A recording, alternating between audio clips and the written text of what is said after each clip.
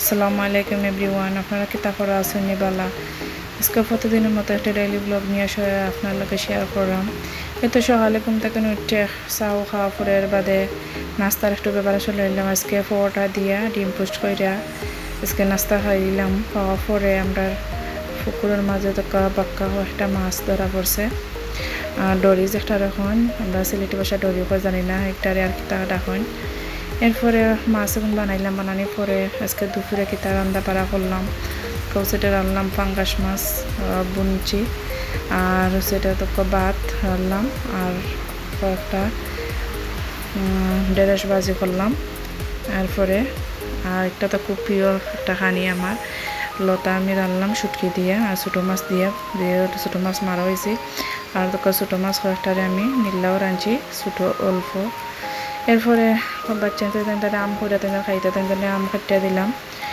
তেন আম খাইলে খাওয়া পরে তেন চাচা আইসন আম রেখা থেকে তেন লাগে কিছু আনছন কাপড় চোপড় আর চকলেটও আনছন।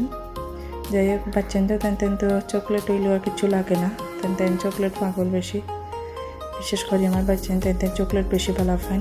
যাই হোক এরপরে সন্ধ্যার সময় একটা কাটলার বিচি আমি ভাজছি, কারণ আমি কতদিন পরে পরে কাতলা বেশি ভাজা করে আমি বিশেষ করে যখন টিভি দেখার সময় তখন আমি আর এখন কেতা বুঝটা খেলা দেখার সময় আর কাতলার বেশি আমার খুব ভালো লাগে।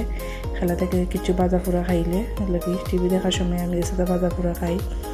এরপরে পরের দিন বিকালে একটু সকাল টাইমে একটু গেলাম বাজারও দেখে, আমরা কয়েকটা একটু খাম আছে আর দেখা যাক কি তা করা যায়। এরপরে আস্তে আস্তে দেখা যে অবস্থা কয়েকদিন ধরে যে মেঘদের বাড়ানোর উপায় নেই। এরপরে কি তাকার বাড়ানো তো লাগবো, কারণ দরকার হইলে।